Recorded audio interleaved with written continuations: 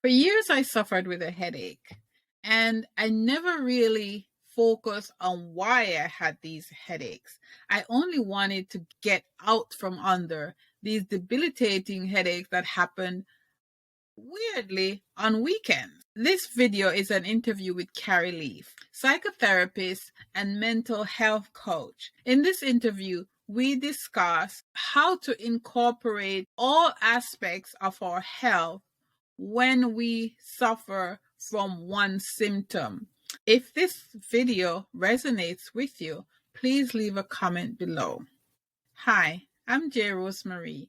I'm the host of SoloMoms Talk podcast, and I bring topics like these to solo moms so they can live a more joy-filled life in the middle of life's chaos. Please subscribe to my channel so I could keep bringing these videos to you.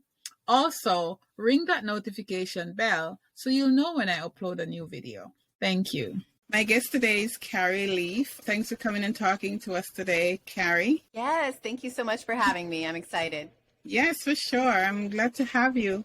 And I'm looking forward to getting to know you better and for our audience to hear about you. So tell us about Carrie. Yes, so I am a practicing psychotherapist and holistic mindset coach. I work, what I've focused on lately in my practice, or kind of niche down to, I guess I should say, is identifying where people are stuck, identifying where they're repeating patterns, and ultimately identifying their negative belief systems in life that are keeping them stuck or holding them back from anything, everything, a more fulfilling, happier life, and identifying those, clearing them out, replacing them with positive belief systems, empowering people to take charge of themselves, their life, their health, their mental health, all of the above. And so that's where I'm at now. Prior, I have jumped around to tons of different mental health clinical settings, and this is where I've landed. Okay. All right. Great. Thank you for sharing. What brought you to addressing the issues that affect us? Yeah, good question. So I've known for a long time that this is what I was going to do. I've known I would be in the mental health helping field in some way, shape, or form since about middle school for a handful of different reasons. But along the lines, what landed me to where I kind of specify and specialize in now is, since I've been practicing for 15 years and some change, like I said, I've worked with a lot of different populations, mental health, substance abuse, university setting, outpatient, residential, military, all kinds of different populations for different reasons, different issues. And it came down to seeing over that time and in my practice the things that worked, the things that didn't work, and the things that I was repeating myself over and over again with every single client, no matter the age, the population, the gender, the race, no matter what, right? And that led me to kind of developing my step-by-step approach that I'm going to walk anybody through, and the importance of taking a holistic approach, looking at mind, body, spirit, which might not necessarily be the most popular or widely used approach in mental health, but, in wellness in general, they're just so interconnected, and to work on one without the other, it doesn't make sense. They're in our society, they're disconnected, and that doesn't make sense. So seeing what works and what doesn't work, and where I've seen the most progress with my clients, that's what's landed me here. Okay. All right. And I mean, it makes sense that, mental health is interconnected with other aspects of our lives. And, I'm no expert in the field, but from experience, I can tell that when I don't eat well, I don't feel well. So, and when I don't sleep well, I don't act well. So, I understand that it's all interconnected. And most moms can, relate to that because we're so tired.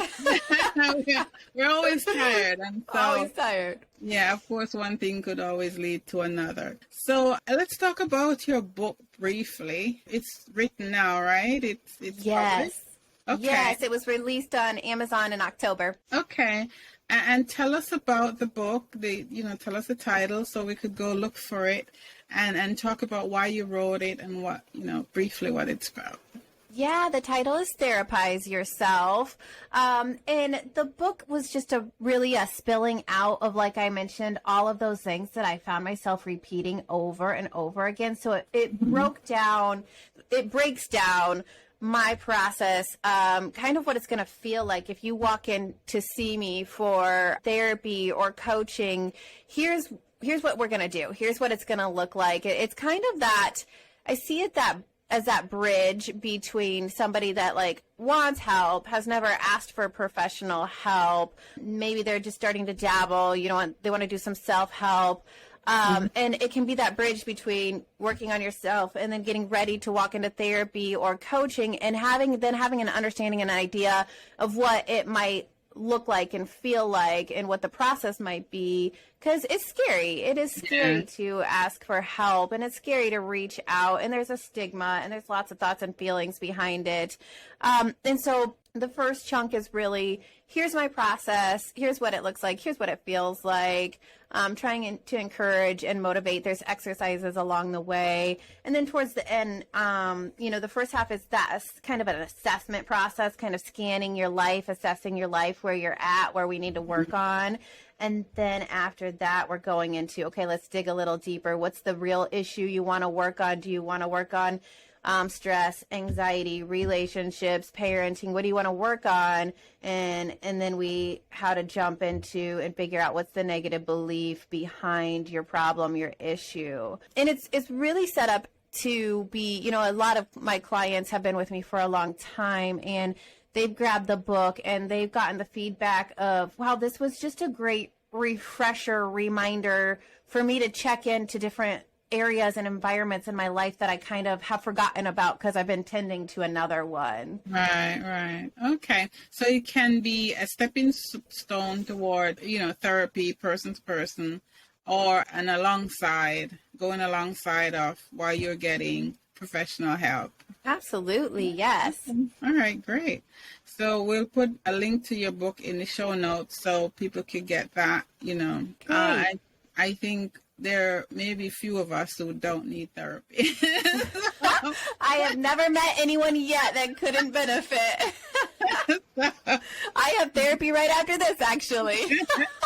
Yeah, so, that should be helpful. So what are the most common problems, that we face that might impact our lives on a broader basis, that you help people with? Yeah, if we're looking broad, it's the negative beliefs and it's the patterns. Every single one of us is walking around with 1 or 10 negative belief systems. Now, this is generally on a subconscious level. We're not walking around telling ourselves these things consciously all day, every day. Some of us are, some of us are aware of them, but even if we're aware of some, there could be deeper rooted ones that we're not aware of. And so that is, it doesn't matter what you got going on in your life. I promise you there's a negative belief system behind it. And that is actually the true problem. People will walk into my office and they're coming for a zillion different reasons, but what they're coming for and what they tell me they want to work on doesn't necessarily end up being the real issue that we need to work on, right? So I do work with a lot of anxiety, relationship stuff. Now, here's the thing. I work with so much trauma, but people aren't coming into my office saying I've got to work on my trauma or even realizing that it is trauma. But I work with a lot of trauma. There's the big T trauma and the little T trauma. And people don't always necessarily see those little T traumas as adding up to be pretty profound in their belief system and how they feel about themselves. Right. Yeah, that's true. I saw a therapist for a long time, maybe 10 years. And when I went to him, I went to him because I felt overwhelmed as a solo mom. And it just looked like I needed somebody to talk to. But during those 10 years, I was able to get stuff out that, I hadn't dealt with.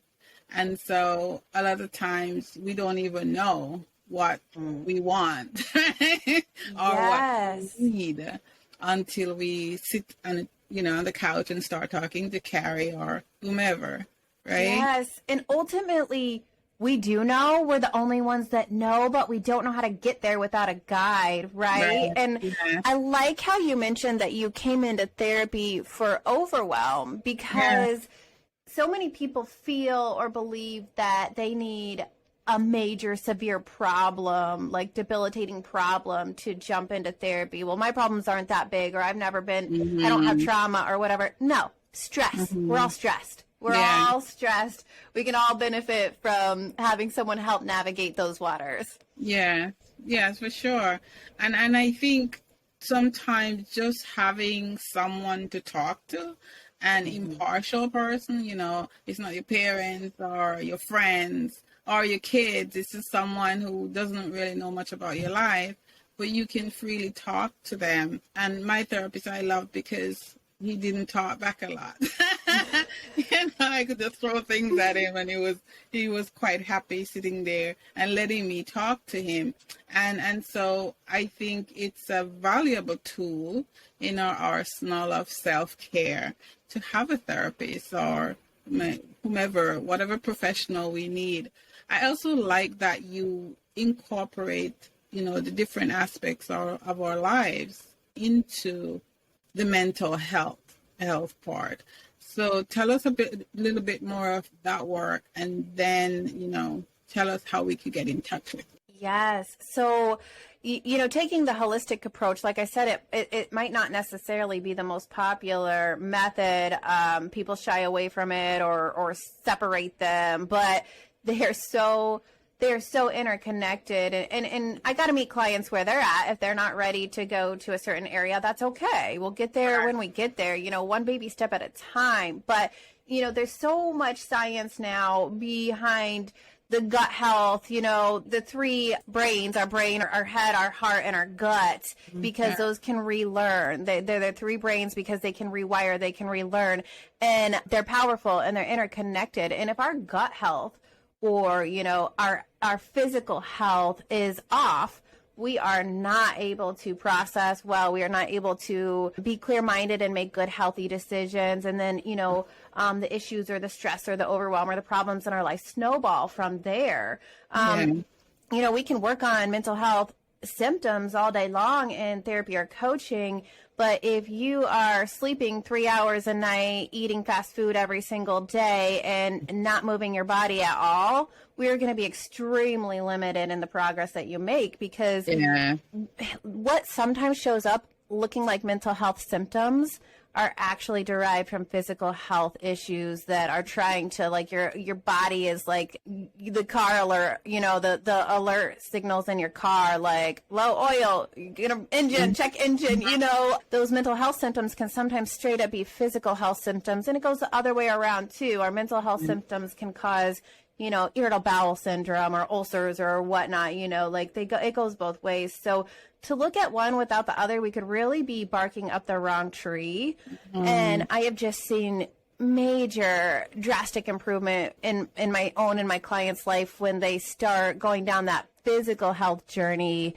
And then they're like, wow, my mental health problems aren't as severe. And now I have a more solid foundation to address them from. Yeah. It makes absolute sense. I mean, it's like, your blood pressure is high, here's a pill, as opposed to, let's see why your blood pressure is high. Yes. So I appreciate that you're working on that level, because it's a more, I think, an intelligent level for you to work with. So tell me, what is Carrie grateful for today? Oh, good question. I am always going to go to health, just being grateful for good health. And let's see, if I dive into that anymore, the second one would be mindset, that I can appreciate that I can work on and change and rewire my mindset to be grateful more often too. Yeah. Okay. Thank you for sharing. And one piece of advice you'd give a solo mom period. What I would give a solo mom is, for advice is give yourself grace. We have so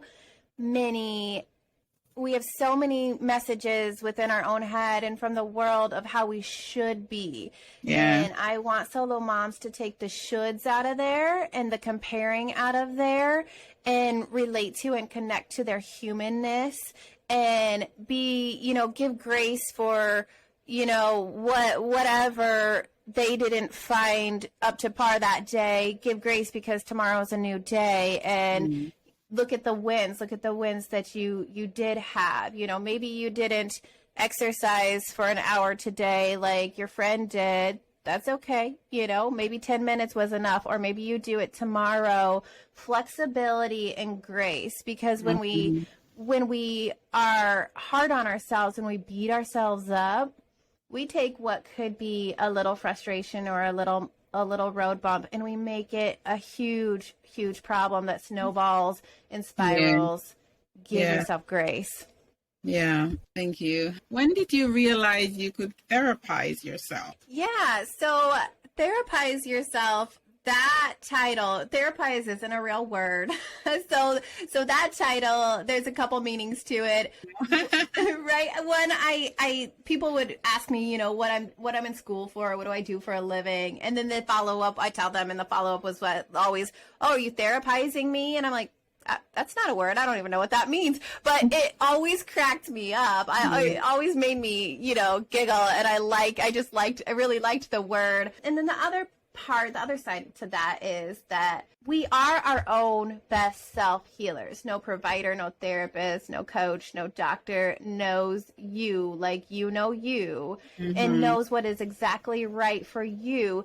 Therapizing yourself in my heart feels like empowering yourself, taking charge over your mind, body, and spirit, and taking that journey to unlearn some things and relearn some things, but ultimately that journey back to who you are, your true self, your authentic self, not what we've been taught necessarily by society or been told or been put into a box, but take charge of finding out who am I and what do I like and what do I not like and what makes me feel joy and happiness and my best self. Find your best self, therapize yourself. You're your best self healer. I love it. Absolutely. And I agree with you. All right. So tell us how we could get in touch with you, where we could find you on the internet, etc. Yeah, 2 places that are going to be the easiest. My website, carrieleaf.com, and then Instagram at Carrie Leaf Coaching. Okay, cool. Thank you very much. Yes. Carrie, for coming and talking to us today. Anything else? I think you had some great questions, and nothing that is coming off the top of my head other than if you want to start somewhere with any problem in your life, like I said, that grace and baby steps. We don't change overnight. It's a journey. Take the baby steps and celebrate the wins along the way. Okay. Thank you very much for sharing with us. And I hope you'll come back sometime. I would love to. Yeah, for sure. Thank you. Thank you.